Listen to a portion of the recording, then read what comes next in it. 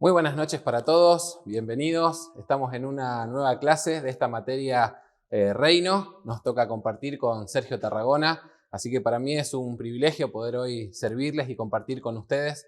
Hoy queremos continuar en esta tercera clase hablando acerca de algunas cosas que tenemos en nuestro corazón, que esperemos que sean útiles.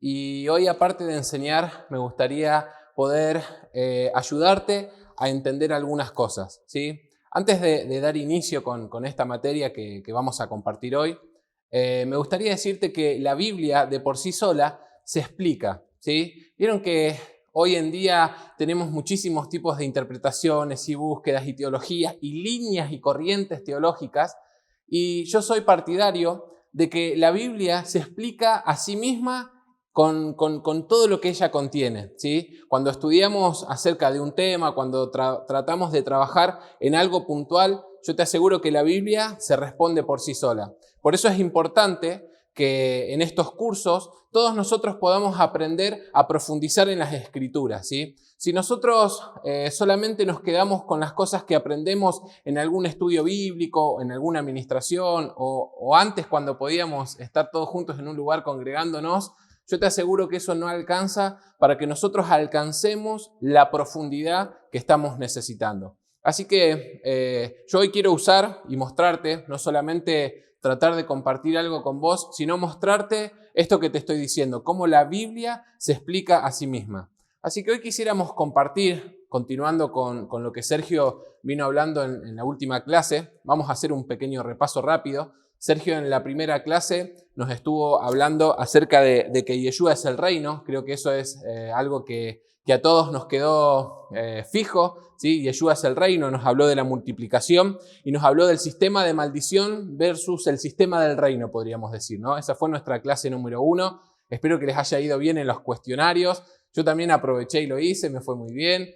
En la segunda clase estuvimos viendo acerca de algo que nosotros llamamos del 1 al 2. Sergio nos habló de que Adán era uno, tenía un mismo pensamiento, tenía una sola semilla, y nos habla acerca de cómo a través del pecado ingresó el sistema de dualidad en el hombre, ¿sí? Y bueno, eso es para continuar. Habló de la genealogía de la semilla del reino y habló de que en Yeshua esa semilla se multiplica, ¿sí? Todas esas cosas fueron explicadas en la clase 1 y en la clase 2, así que te invito que si recién te enganchás con la escuela o venís de algunas clases, que si no las viste, que las puedas volver a ver. Están ahí en nuestro institutobiblicovirtual.com, en nuestra página, pueden acceder, no hay ningún problema, y estamos a disposición para servirles en lo que haga falta. Comenzamos con lo que hoy queremos compartir rápidamente. Vamos a ir al libro de Mateo, capítulo 13, y vamos a hablar de la parábola del sembrador. Pero para hablar de la parábola del sembrador, vamos a hablar en los 3 pasajes que la Biblia menciona. Son Mateo 13, del 1 al 23, para los que siempre consideramos que lo mejor es no estar haciendo otra cosa mientras estás viendo este video. Yo sé que por ahí hay muchos, pero cuanto mayor concentración, mejor para poder tomar todo lo que necesitamos. Entonces, que tengas una Biblia, un cuaderno, y que tengas una Biblia con algún marcador para resaltar los pasajes o las cosas que te llaman la atención, sería muy bueno para poder seguir trabajando bien, ¿sí? Así que vamos primeramente al libro de Mateo, capítulo 13. Vamos a leer desde el 1 hasta el 23, vamos a tener que leer, vamos a tratar de hacerlo rápidamente. Dice: aquel día salió Yeshua de la casa y se sentó junto al mar, y se le juntó mucha gente. Y entrando él en la barca se sentó, y toda la gente estaba en la playa. Y le habló muchas cosas por parábolas, diciendo: he aquí el sembrador salió a sembrar. Y mientras sembraba, parte de la semilla cayó junto al camino, y vinieron las aves y la comieron. Parte cayó en pedregales donde no había mucha tierra, y brotó pronto porque no tenía profundidad de tierra. Pero salido el sol se quemó, porque no tenía raíz, se secó.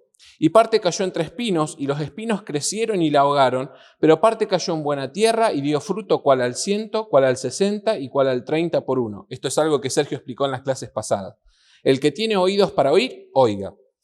El verso 10. Entonces, acercándose los discípulos, le dijeron: ¿por qué le hablas por parábolas? Y respondiendo les dijo: porque a vosotros os es dado a saber los misterios del reino de los cielos, mas a ellos no les es dado. Porque a cualquiera que tiene se le dará y tendrá más, pero al que no tiene, aún lo que tiene le será quitado.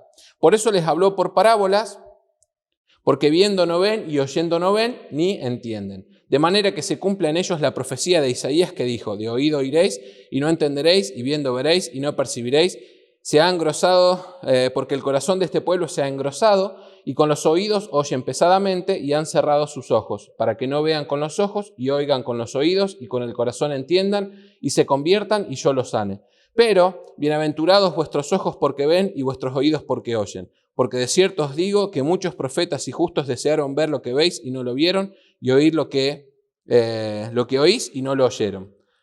Oíd pues vosotros la parábola del sembrador. Cuando alguno oye la palabra del reino y no la entiende, viene el malo y arrebata lo que fue sembrado en su corazón. Este es el que fue sembrado junto al camino. Y el que fue sembrado en pedregales, este es el que oye la palabra y al momento la recibe con gozo, pero no tiene raíz en sí, sino que es de corta duración, pues al venir la aflicción o la persecución por causa de la palabra, luego tropieza. El que fue sembrado entre espinos, este es el que oye la palabra, pero el afán de este siglo y el engaño de las riquezas ahogan la palabra y se hace infructuosa. Mas el que fue sembrado en buena tierra, este es el que oye y entiende la palabra y da fruto y produce a 100, a 60 y a 30 por uno. Esta parábola es muy interesante. Primero porque es una parábola que el Señor la explica, ¿sí? Yo creo que muchas de las cosas que el Señor dijo están explicadas en la Biblia y por eso necesitamos adquirir ese conocimiento, esa disciplina de poder estudiar, de poder leer cada día la palabra para que esa palabra se quede en nosotros. No sé a cuántos les pasa. Por ahí a algunos que tienen esa hambre de buscar continuamente, cuando estás leyendo un pasaje enseguida se te viene otro que tiene que ver con eso y empezás a tratar de armar y el Señor comienza a mostrarte cosas maravillosas. Así que hoy un poco lo que queremos hacer es eso, así que tené tu Biblia ahí a mano porque queremos usar muchos pasajes. Vamos al segundo pasaje porque tanto Mateo, Marcos como Lucas dicen lo mismo, pero con algunas cositas que nos sirven para poder explicar mejor. Marcos capítulo 4, del 1 al 9, y te voy a decir cuál es el pasaje que más vas a tener que resaltar ahí. Dice: otra vez comenzó Yeshua a enseñar junto al mar y se reunió alrededor de él mucha gente, tanto que entrando en una barca se sentó en ella, en el mar, y toda la gente estaba en tierra junto al mar. Y les enseñaba por parábolas muchas cosas y les decía en su doctrina: oíd, he aquí el sembrador salió a sembrar. Y al sembrar aconteció que una parte cayó junto al camino y vinieron las aves del cielo y la comieron. Otra parte cayó en pedregales donde no tenía mucha tierra y brotó pronto porque no tenía profundidad de tierra. Pero saliendo el sol se quemó y porque no tenía raíz se secó. Otra parte cayó entre espinos y los espinos crecieron y la ahogaron y no dio fruto. Pero otra parte cayó en buena tierra y dio fruto, pues brotó y creció y produjo a 30, a 60 y a 100 por uno. Entonces les dijo: el que tiene oídos para oír, oiga. Cuando estuvo solo, los que estaban cerca con él, los 12, le preguntaron sobre la parábola y les dijo: a vosotros os es dado a saber el misterio del reino de Dios, mas a los que están fuera por parábolas todas las cosas, para que viendo vean y no perciban, y oyendo oigan y no entiendan, para que no se conviertan y les sean perdonados los pecados. Acá ya tenemos una diferencia, es algo que no es diferente, pero sí que es diferente en cuanto a la manera de expresarlo. Y les dijo: ¿no sabéis esta parábola? ¿Cómo pues entenderéis todas las parábolas? El sembrador es el que siembra la palabra. Ese pasaje tenés que marcarlo, es el verso 14. El sembrador es el que siembra la palabra. Y estos son los de junto al camino y comienza a explicar más o menos lo mismo que habla Mateo. Ahora vamos a la explicación de Lucas, a cómo Lucas lo relata. En el capítulo 8, verso 4, dice: juntándose una gran multitud y los que de cada ciudad venían a él, les dijo por parábola: el sembrador salió a sembrar su semilla y mientras sembraba, una parte cayó junto al camino y fue hollada y las aves del cielo lo comieron. Otra parte cayó sobre la piedra y nacida se secó porque no tenía humedad. Otra parte cayó entre espinos y los espinos que nacieron juntamente con ella la ahogaron. Y otra parte cayó en buena tierra y nació y llevó fruto a 100 por uno. Hablando estas cosas, decía a gran voz: el que tiene oídos para oír, oiga. Y sus discípulos le preguntaron diciendo: ¿qué significa esta parábola? Y les dijo: a vosotros es dado a conocer el misterio del reino de Dios, pero a los otros por parábolas, para que viendo no vean y oyendo no entiendan. Esta pues es la parábola. La semilla es la palabra de Dios. Y continúa con la explicación. Pero ahí podés marcar el verso 11, donde dice: esta es pues la parábola. La semilla es la palabra de Dios. Entonces, ¿qué es lo primero que nosotros queremos dejar sentado en esta parábola? Lo primero que queremos dejar sentado es que la palabra de Dios, esa semilla que está hablando, es Yeshua, ¿sí? Y vamos a usar algunos pasajes para poder explicar eso. Vamos a Juan capítulo 1, verso 1. La semilla es la palabra de Dios. Y Juan 1.1 dice: en el principio era el verbo, y el verbo era con Dios, y el verbo era Dios. Hay una explicación muy simple para todo esto. Nosotros necesitamos entender quién es el Hijo, ¿sí? El Hijo es la palabra de Dios, eso es lo que está diciendo. Dice que en el principio era el verbo, y el verbo era con Dios, y el verbo era Dios. Y miren lo que dice el verso 14. Y aquel verbo fue hecho carne y habitó entre nosotros, y vimos su gloria, gloria como del unigénito del Padre, lleno de gracia y lleno de verdad. Entonces nos está diciendo que esa palabra, la palabra del Padre, es lo que nosotros conocemos como el Hijo, es nuestro Señor, es Yeshua. Esa es la palabra, ¿sí? Entonces, cuando Sergio nos hablaba acerca de la semilla, tenemos que entender que esa semilla es Yeshua mismo, es algo que lo venimos hablando. Lucas capítulo 8, verso 11 y Marcos 4, 14 son los pasajes que nos sirven para que nosotros entendamos quién es Yeshua en esta parábola. Y ese es el punto inicial para todos nosotros, entender que el Padre es el sembrador, ¿sí?, en esta parábola. Y es importante porque vamos a cerrar quizá explicando un poco la parábola del trigo y la cizaña, que también está explicada, es bastante clara, estas dos parábolas son muy claras, pero nos habla acerca de que el Padre es el sembrador en esta parábola, ¿sí? El Padre es el sembrador y la semilla es el Hijo. Entonces, para iniciar, nosotros tenemos que entender algo.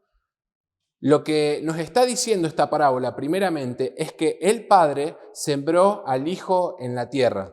Y ahí es donde nosotros tenemos la clave de Juan capítulo 3, verso 16, que es un pasaje súper conocido por todos. A veces nos quedamos solo con esa partecita, pero miren lo que dice. Dice: porque de tal manera amó Dios al mundo que ha dado a su Hijo unigénito, para que todo aquel que en él cree no se pierda, mas tenga vida eterna. Porque no envió Dios a su Hijo al mundo para condenar al mundo, sino para que el mundo sea salvo por él. El que en él cree no es condenado, pero el que no cree ya ha sido condenado, porque no ha creído en el nombre del unigénito Hijo de Dios, del Padre. Y esta es la condenación: que la luz vino al mundo y los hombres amaron más las tinieblas que la luz, porque sus obras eran malas. Porque todo aquel que hace lo malo aborrece la luz y no viene a la luz, para que sus obras no sean reprendidas. Mas el que practica la verdad viene a la luz, para que sea manifiesta que sus obras son hechas en Dios. Acá podríamos explicar tranquilamente la dualidad que está expresa a lo largo de toda la Escritura. Sergio la vez pasada nos hablaba acerca de Caín y Abel, y podríamos hablar de Jacob y Esaú, y podríamos hablar de Saúl y David, y podríamos hablar de tantas cosas, ¿no? La dualidad es algo que ingresó al mundo por el pecado, ¿sí?, que se estableció, y haber ingresado el pecado al mundo permitió que la muerte comenzara a ejercer un dominio sobre la tierra, ¿sí? La muerte quizá es una de las cosas que el hombre más le teme. Creo que por muchos medios el hombre trata de evitar la muerte, y algunos tienen miedo a la muerte, y se trata de evitar todo ese tema, y como que el deseo del hombre sería alcanzar la inmortalidad sin que nuestro Dios pueda intervenir, ¿no? Así que hablamos de la dualidad, y lo que queremos dejar claro en este pasaje es que Yeshua, ¿sí?, es lo que el Señor mandó al mundo. Ahora bien, hay algunas cosas que uno puede entender a través de este pasaje, y tiene que ver con que cuando nosotros hablamos de la parábola del sembrador y nos habla acerca de estos 4 lugares donde fue sembrado la semilla, primero nos está diciendo que la semilla fue sembrada en todos los lugares. Nosotros a veces somos un poco selectivos, ¿no? Como que, bueno, voy a hacer esto con esto, y a este le voy a dar esto, y a este le predico, y a este no, porque este no creo que se convierta, o esto no me voy a manejar así. Y nosotros nos ponemos a elegir. Cuando leímos Juan 3:16, dice que de tal manera amó Dios al mundo, ¿sí? Al mundo que Él había creado, que dio a su Hijo, lo dio al mundo, para que todo aquel que en Él crea no se pierda, sino que tenga vida eterna. Nuestro Dios envió a su Hijo al mundo, y eso tiene que ver con todo lo que está planificado y lo que es el reino de nuestro Dios. Entonces entendemos que el Señor no fue selectivo, como nosotros muchas veces lo somos, poniéndonos a poner en la balanza con nuestros ojos y con nuestros pensamientos cómo deberían ser las cosas. Nuestro Dios mandó a Yeshua al mundo, no lo mandó solamente para los suyos, Él los mandó para que todo el mundo pueda ser salvo por Él. Entonces, una de las cosas que entendemos o que entiendo acerca de esta parábola es que cuando nos habla de estos 4 elementos, podríamos decir, Él no está hablando de 4 tipos de cristianos, por decir cristianos, no creo que se entiende. Él está hablando acerca de que de estos 4 hay un grupo que ellos son los que pertenecen al reino y los otros no pertenecen al reino, ¿sí? Entonces, vamos a ir punto por punto y acá quiero mostrarte cómo la Biblia misma puede interpretar cada uno de estas partes, ¿sí? Así que vamos a iniciar con el primero. Si tenés, podrías acomodarte ahí en Mateo capítulo 13. Yo voy a hacer lo mismo. Vamos a Mateo 13 nuevamente. Y tenemos el primero, ¿sí? El primero tiene que ver con los que están junto al camino, ¿sí? Que dice que oyen la palabra del reino y no la entienden, ¿sí? Uno puede tener la explicación acerca de qué es lo que uno cree o lo que el Señor explica, pero la Biblia con otros pasajes puede profundizar un poco más. Así que si tenés ahí para anotar, anotá primero los de junto al camino, podrías anotar, ¿sí? Los de junto al camino. Y ahí te voy a invitar a que agarres tu Biblia y vayamos a otro pasaje. Efesios capítulo 4. Estamos hablando de los del camino. Efesios capítulo 4. Vamos a ir desde el 17 al 19. Dice así: esto pues digo y requiero en el Señor, que ya no andéis como los otros gentiles que andan en la vanidad de su mente, teniendo el entendimiento entenebrecido, ajenos a la vida de Dios por la ignorancia que en ellos hay, por la dureza de su corazón, ¿sí? Entonces, lo primero que nos está diciendo es que los que están junto al camino son personas que amaron más las tinieblas, personas que teniendo el entendimiento entenebrecido por causa... Yo lo explico así a este pasaje. Vieron que nosotros leímos desde el 17 al 18. Ahora, desde el 18, desde el final del 18, te lo explica cómo es la cadena, ¿sí? De atrás para adelante. Los que tienen duro el corazón ignoran lo que en ellos hay porque están ajenos a la vida de Dios y eso los hace tener el entendimiento entenebrecido. Los que está hablando de junto al camino son personas que amaron más las tinieblas que la luz. Entonces, estas personas que están ajenas a la vida de Dios, ellos eligieron separarse de Dios y eso tiene que ver con lo mismo que leímos en el capítulo 3 de Juan. Si lo querés leer de nuevo, vamos específicamente al verso 19. Y dice, y esta es la condenación, que la luz vino al mundo y los hombres amaron más las tinieblas que la luz porque sus obras eran malas. Quiere decir que ellos eligieron amar más las tinieblas que a la luz. Ellos despreciaron a Dios, por eso están alejados de la vida de Dios y eso hace de que tengan el entendimiento entenebrecido. Entonces es imposible que estas 4 cosas nos hablen acerca de lo mismo, porque... A ver, generalmente siempre escucho de que son tipos de cristianos, ¿no? De las debilidades de los cristianos. Bueno, para cubrir esto, tenemos que... No, estas cosas son definidas. Acá nos está hablando de personas que amaron más las tinieblas que la luz. Nos está hablando de personas que eligieron separarse de Dios, que es el mayor problema del hombre. Lo que nosotros vivimos desde el principio, que tiene que ver puntualmente con la rebelión hasta el final de todas las cosas, nos está hablando de una misma cosa, de las personas que quieren separarse de Dios y que piensan que separados de Dios pueden alcanzar algo. Entonces no está hablando, y esto es lo que quiero que quede claro, no está hablando de tipos de cristianos. Cuando leemos la parábola nos está hablando de tipos de personas que hay en el mundo, porque la semilla, bien dijimos, que fue sembrada en todo el mundo. Vamos a el segundo, ¿sí? El segundo tenemos los pedregales, ¿sí? Ahí de vuelta, si podés volver a Mateo capítulo 13, tenemos los que fueron sembrados en pedregales, o la semilla que cayó en los pedregales, y dice que estos no tenían raíz.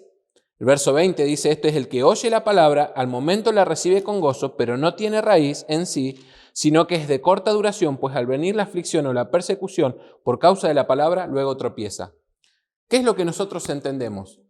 Dijimos que queremos explicar estas 4 cosas con la palabra, ¿sí? No es que quiero darles mi interpretación de lo que creo yo que se refiere cada una de estas cosas. Entonces vamos a ir a 2 de Pedro. Les dije que íbamos a usar algunos pasajes. Espero que les guste usar la Biblia, que les guste familiarizarse con la Biblia. Para mí es apasionante. 2 de Pedro, capítulo 3, versículo 9, dice así. El Señor no retarda su promesa, según algunos la tienen por tardanza, sino que es paciente para con nosotros, no queriendo que ninguno perezca, sino que todos procedan al arrepentimiento. Vamos a otro pasaje que se encuentra en la 2 carta a los Corintios, capítulo 7. Vamos a leer el 9 y el 10. Dice así. Ahora me gozo, no porque hayáis sido contristados, sino porque fuisteis contristados para arrepentimiento, porque habéis sido contristados según Dios, para que ninguna pérdida padecieseis por nuestra parte, porque la tristeza que es según Dios produce arrepentimiento para salvación, de que no hay que arrepentirse, pero la tristeza del mundo produce muerte. ¿Sabes lo que está hablando acá?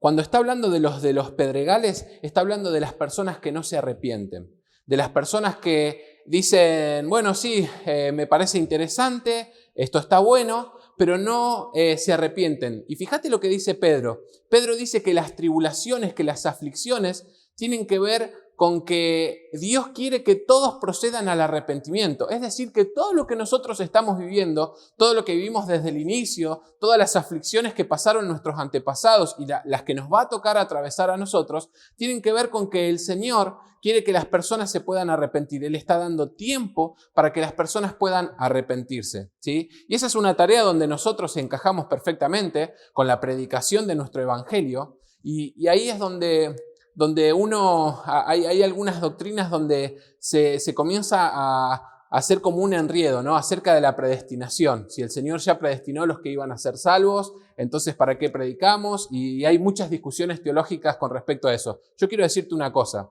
Nuestro Dios es soberano y Él sabe todas las cosas. Nosotros no.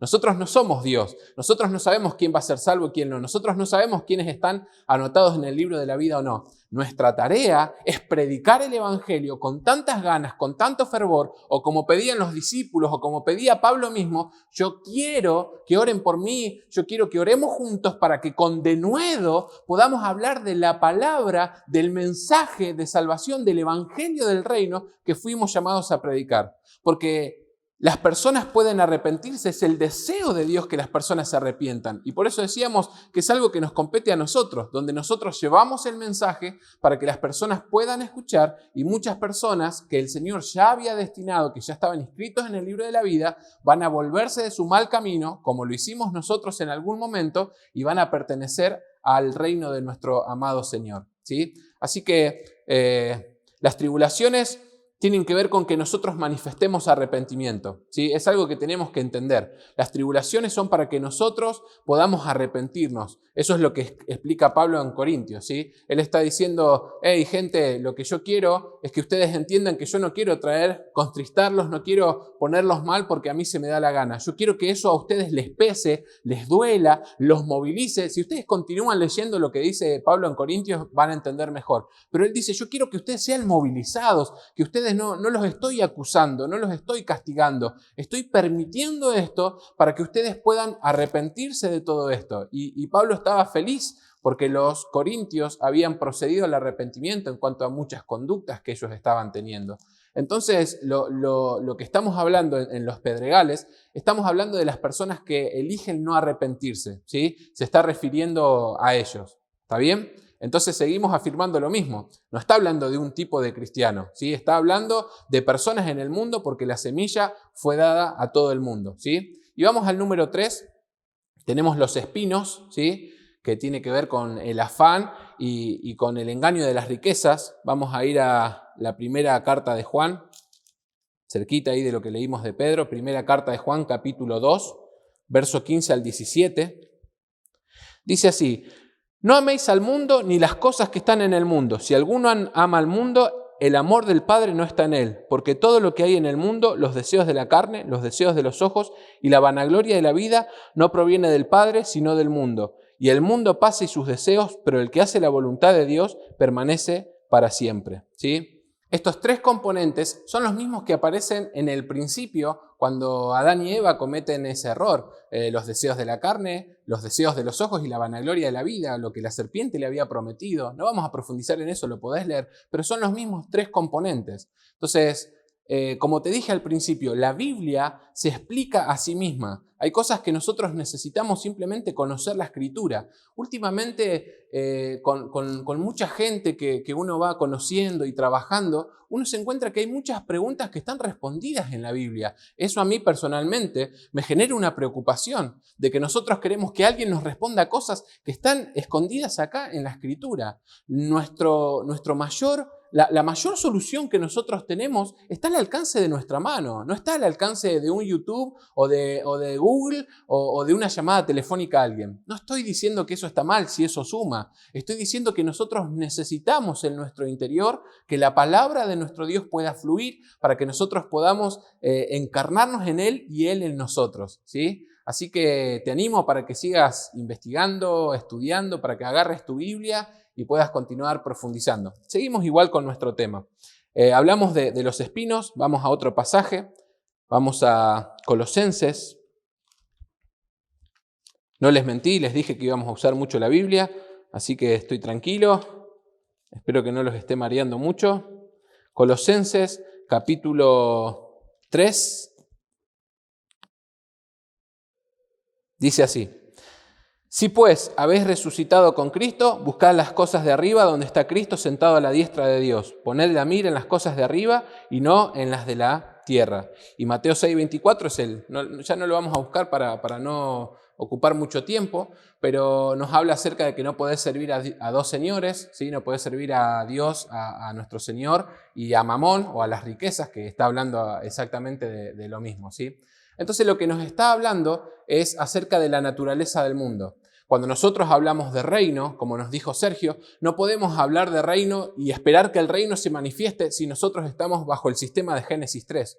Nosotros tenemos que salir de ese sistema y pertenecer al sistema del reino. Y para pertenecer al sistema del reino, la única manera de ingresar es por medio de Yeshua. Es la única manera que nosotros tenemos para ingresar a ese sistema. Y es la invitación que Él nos hace. Entonces, estos tres componentes que hasta ahora vimos son los tres componentes que hablan de los problemas que el mundo tiene hoy y de los problemas en los que el mundo se va a aumentar. Si ustedes leen Apocalipsis, de hecho vamos a tener una materia de escatología o mejor dicho, de los tiempos finales, de los acontecimientos que van a suceder, que nos parece un tema muy oportuno para hoy. Vamos a tener esa materia también en los próximos meses.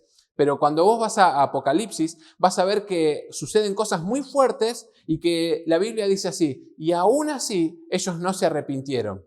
Y aún así podés ver que ellos amaron más con todo lo que sucedía, y el Señor de esa manera, a través de esos juicios, permitía que ellos puedan ver su amor, ver la necesidad que había de Dios. Dice que no se arrepintieron, que siguieron amando su vida, que siguieron aferrándose a cosas, y eso obviamente es algo trágico, ¿no? Entonces nosotros tenemos que ver, porque yo veo este análisis, a ver quiénes somos nosotros. Yo tengo el problema de los pedregales porque a mí realmente me cuesta arrepentirme, soy un poco terco, soy un poco duro. Y estamos hablando acá de una cuestión de naturaleza. Algo que dijo Sergio, no sé si fue en la primera o segunda clase, es que el que es de Dios no peca. Porque cuando vos ingresás a este reino, acordate de que los que están en Cristo, es decir, los que atravesaron por esa puerta, los que atravesaron por Yeshua, ya no están muertos en sus delitos y pecados, ya están ajenos a una vida lejos de Dios. Están en Dios y para ellos no hay condenación. Para todos los que están en Cristo, para los que están en Yeshua, no hay condenación. Entonces el pecado no forma parte de nuestra vida.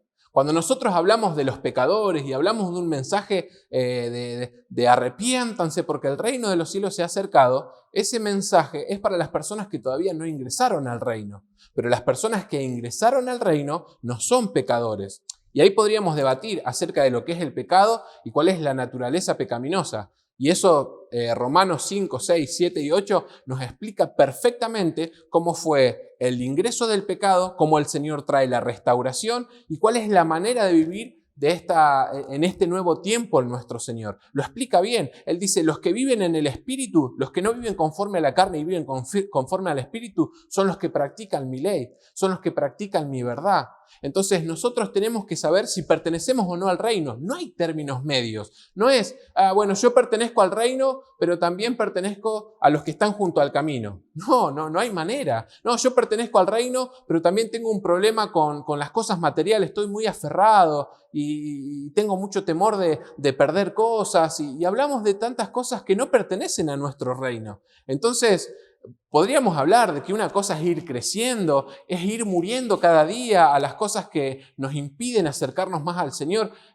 Podemos hablar de que somos débiles en la fe en algunos casos, pero cuando hablamos de naturaleza, hablamos de naturaleza. Vos tenés la naturaleza de Dios o la naturaleza del mundo, no hay otra cosa. Entonces acá lo que está haciendo es explicarnos que Él vino al mundo, pero los que rechazaron su naturaleza, los que no quisieron el gobierno de nuestro Señor, están expuestos a todo lo que el mundo tiene para ofrecer. Entonces vos no tenés que pensar en cuál vos estás dentro de todo esto. Vos tenés que estar sí o sí dentro de este reino entre los que producen. Y quizá la diferencia sea que vos producís a 30 por 1, otros producen a 60 por 1 y otros a 100 por 1. Pero esa puede ser la diferencia. Entonces, no es una cuestión de, bueno, ¿cómo preparamos la tierra para ver que la palabra pueda penetrar, pueda fluir, pueda atravesar en nosotros? No, nosotros tenemos que estar preparados por completo. Y ninguna de estas tres cosas que nos habla, que nos corren de nuestro Señor y de todos estos pasajes que establecimos,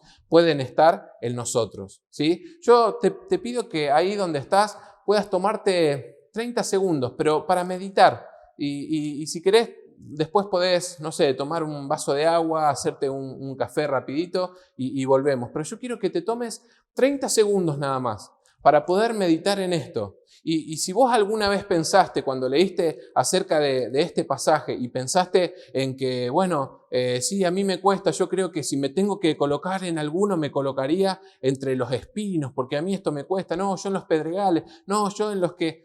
Tranquilo, vos pertenecés al reino. Si vos recibiste, y como dice Juan 3:16, todo aquel que en Él cree no se pierde, es porque recibiste su gobierno. Tranquilo, porque vos no vas a estar debajo de ninguno de esos tres componentes. Esos componentes pertenecen a Génesis capítulo 3 y nosotros pertenecemos al reino de nuestro Dios. Así que ahí donde estás, yo te invito a que puedas tomarte unos minutos y puedas meditar. Y volvemos en un ratito para poder continuar con la última parte de esta materia y de esta tercera clase de reino.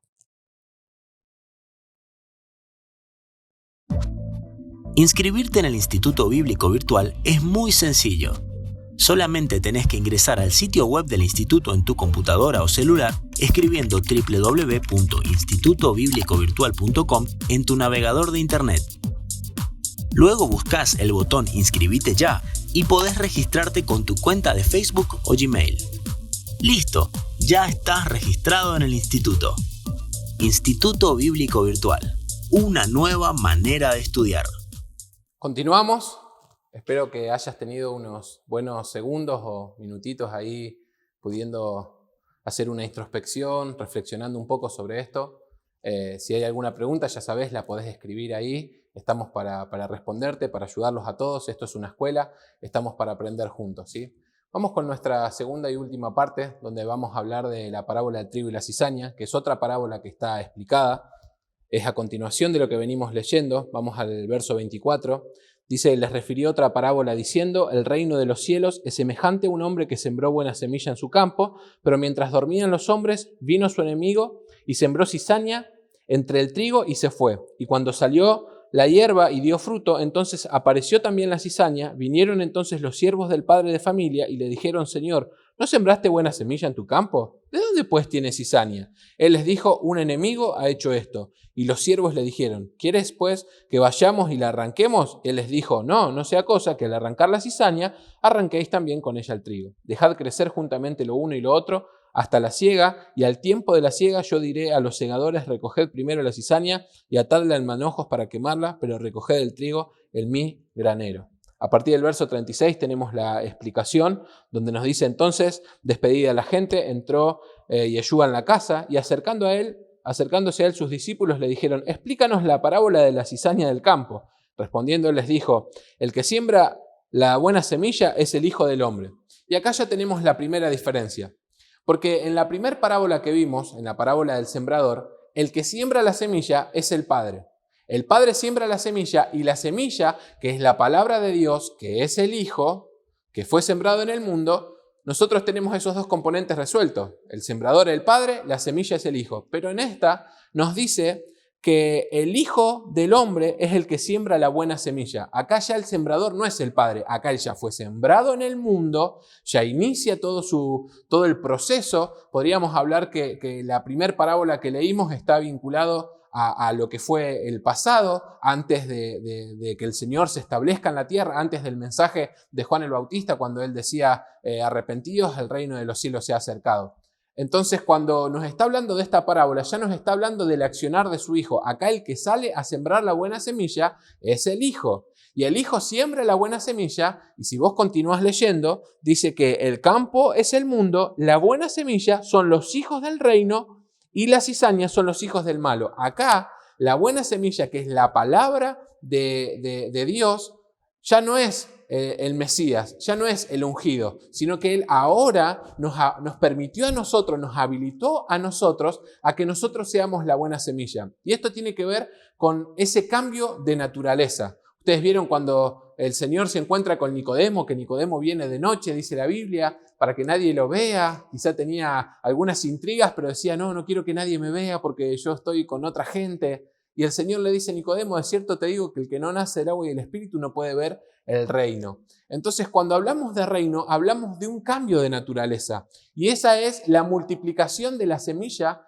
que es lo que el Señor le prometió a Abraham y lo que Yeshua vino a traer. Eso es lo que Sergio nos habló la vez pasada acerca de la semilla. Esa semilla, esa simiente, se multiplica en todos nosotros y vos y yo pasamos a ser semillas del reino. Ya no es solamente el Hijo el que es la semilla, sino que ahora nosotros también nos transformamos en semilla porque Él cambió nuestra vieja naturaleza. Y fíjate que hay algo muy interesante en la Biblia cuando habla acerca de los que están en Cristo, en el ungido, los que están en Él, los que atravesaron el reino y están en Él, son nuevas criaturas, todas las cosas viejas pasaron, aquí son todas hechas nuevas. Y dice que fuimos bendecidos con toda bendición espiritual en los lugares celestiales en Él, en el ungido, en Cristo, ¿sí? Y otro pasaje conocido es todo lo puedo en Cristo que me fortalece. Siempre es en Él. Nuestra mayor facultad, nuestro mayor poder radica en que nosotros estemos en su reino, en que hayamos aceptado su gobierno, en que estemos sometidos a su palabra y a su verdad. Y eso hace que Él altere esa vieja naturaleza, la naturaleza del viejo Adán.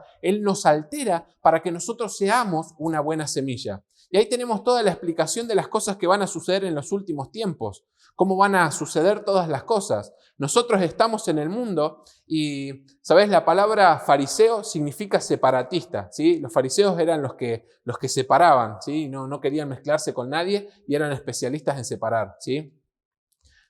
Cuando nosotros pensamos solamente en nosotros, en nuestra salvación y en lo que a nosotros nos corresponde, nos transformamos en fariseos. Nosotros estamos haciendo el trabajo que el Señor les dijo que no hagan. Señor, ¿querés que arranquemos la cizaña y que quede solo el trigo? Y dice, no sea cosa que arrancando uno arranquen el otro porque son muy similares. No le hagan daño a mis hijos. Y nosotros muchas veces cometemos ese error. No le preguntamos al Señor cómo tenemos que accionar o cómo tenemos que trabajar. Nosotros enseguida queremos ir y arrancar. Y el Señor dice, no, tengan cuidado porque no sea cosa que sin darse cuenta ustedes alteren o hagan daño a uno de los que yo ya marqué para que sean salvos. Entonces nosotros tenemos que tener bien en claro cuál es nuestro trabajo. Nosotros estamos en el mundo, nosotros somos la semilla del reino y nuestro trabajo es predicar el evangelio del reino. Esa es nuestra tarea, predicar el evangelio del reino. Pero cuando Mateo 24 habla de y este evangelio del reino será predicado en todas las naciones, yo me pregunto si nosotros tenemos bien en claro cuál es el evangelio del reino. Sabemos que evangelio significa buenas noticias, son las buenas noticias del reino. Nuestro trabajo es hablar del reino de nuestro Dios, es el evangelio del reino, el reino que fue fundado desde antes de todas las cosas. Y dice que nosotros fuimos hechos herederos y coherederos. ¿Cuál es nuestra herencia?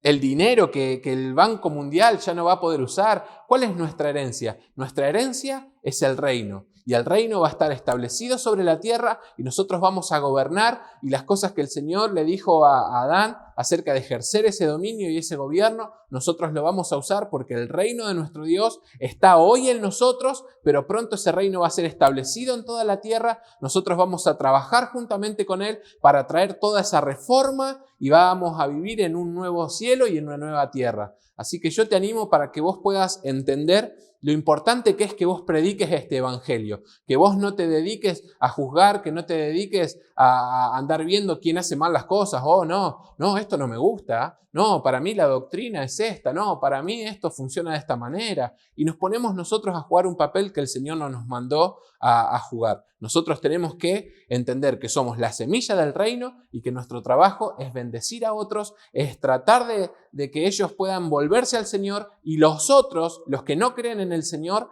predicarles este evangelio, porque el Señor puede transformarlos así como una vez lo hizo con nosotros. Como Pablo dice, antes andábamos en la vanidad de nuestra mente, antes teníamos esta vieja manera de vivir, pero ahora no. Nosotros ahora pertenecemos a este reino y tenemos una nueva conducta. Por eso nuestro trabajo es predicar el evangelio de este reino y proclamar que el rey de este reino viene pronto a reinar.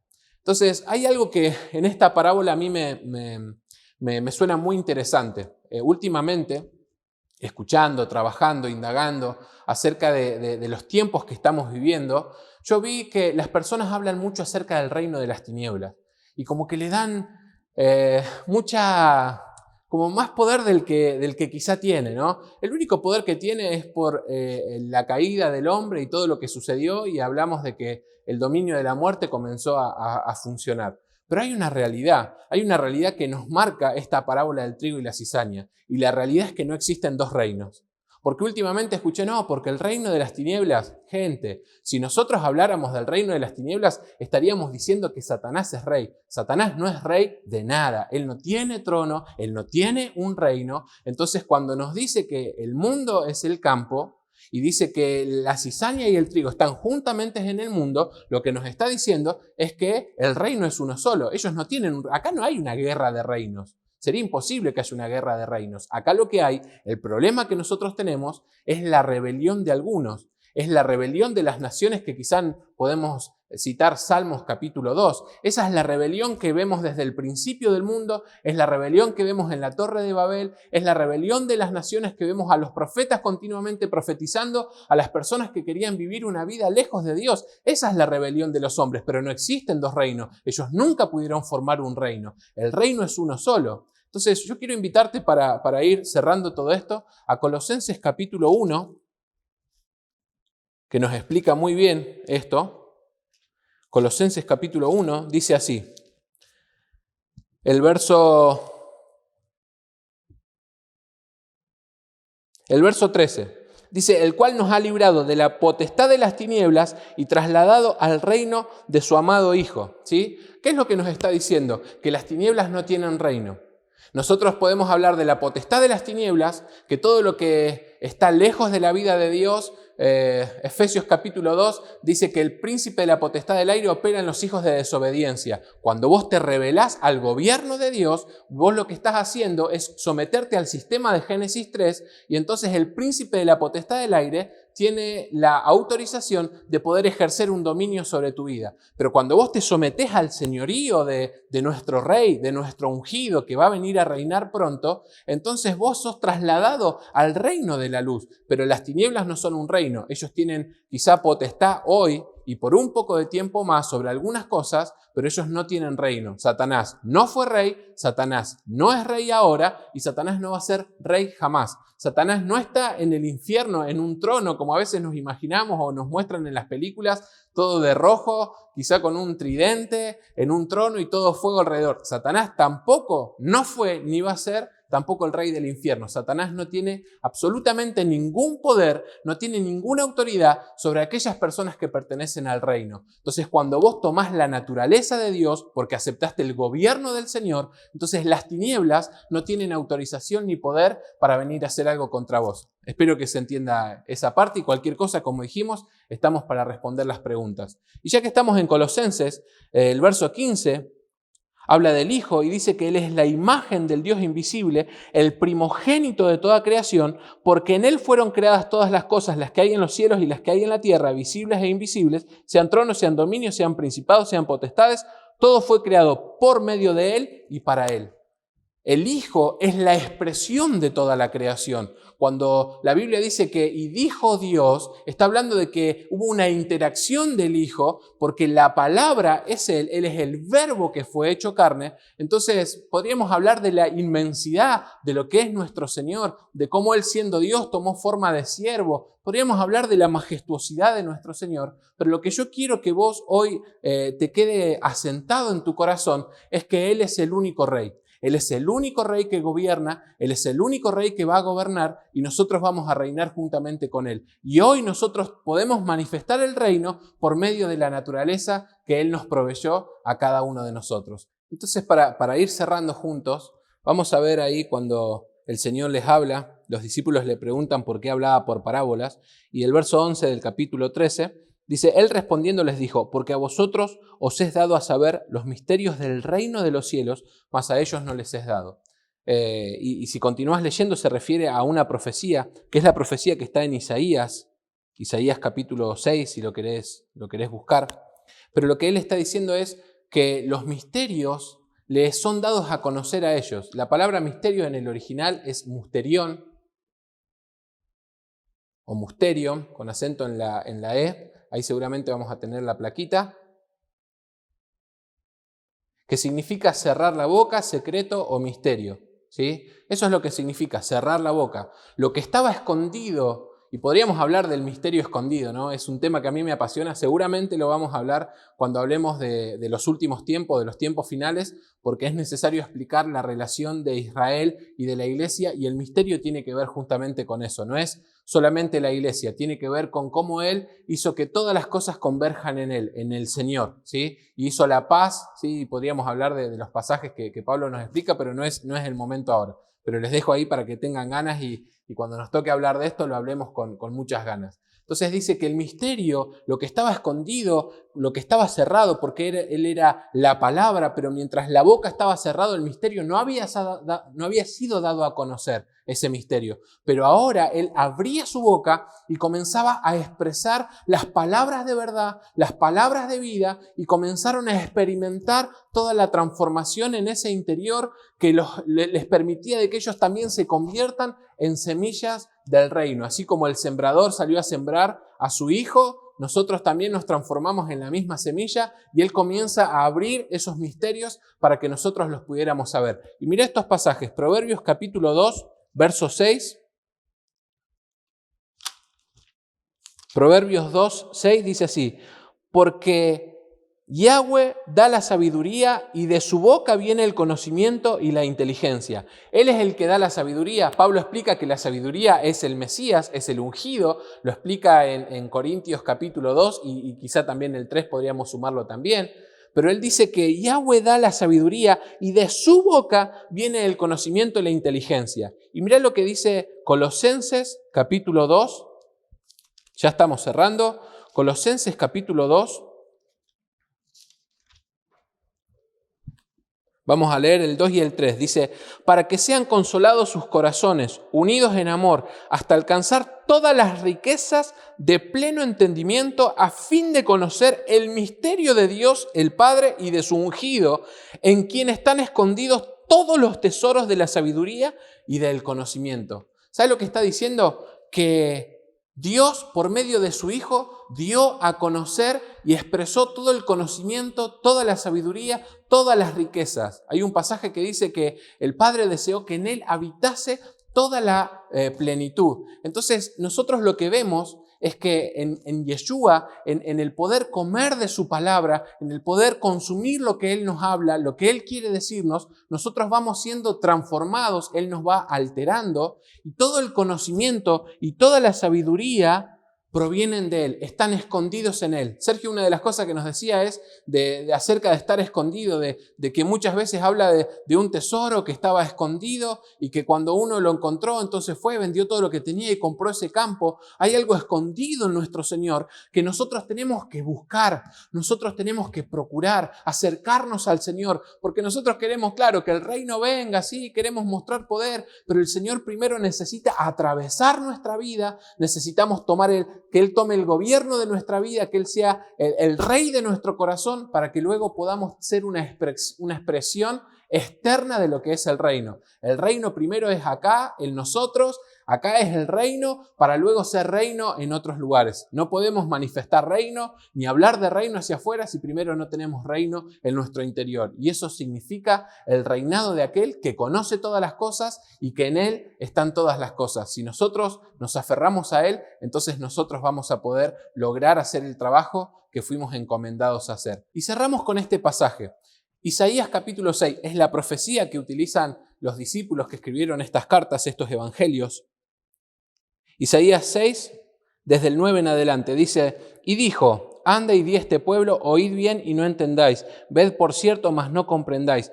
Engruesa el corazón de este pueblo y agrava sus oídos y ciega sus ojos para que no vean con sus ojos, ni oigan con sus oídos, ni con su corazón entiendan, y ni se conviertan y hayan para ellos sanidades.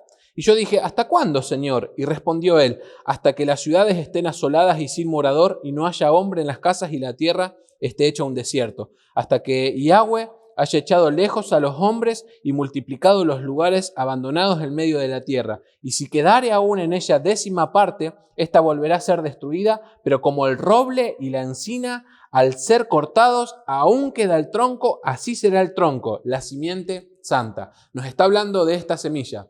Esto lo que está haciendo es afirmar lo que hablamos, es afirmar los 4 componentes que hablamos de la parábola del sembrador. Está diciendo, hay gente a la que no me puedo dar a conocer. Los que amaron más las tinieblas que la luz, los que están tan apegados al mundo material, los que no quieren arrepentirse, los que están cegados, yo no me puedo revelar a ellos. Ellos necesitan desear mi gobierno, ellos necesitan querer acercarse a mí. Entonces el Señor dice, yo no puedo darme a conocer a ellos, por eso les tengo que hablar en parábolas, para que ellos buscando, para que esas parábolas despierten el deseo en ellos de querer acercarse y conocer más. Entonces de esa manera yo me voy a revelar. Cuando vos tenés hambre de Dios, cuando hay algo que nace en tu interior y te lleva a que te encierres y a que busques al Señor, en ese momento te vas a dar cuenta de que fuiste apartado para salvación y que sos una semilla del reino. Pero si estás luchando con una vieja naturaleza, yo te recomiendo que puedas trabajar para crucificar tu carne y decirle, Señor, yo quiero vivir de esta manera, yo quiero tener hambre, quiero tener sed de justicia,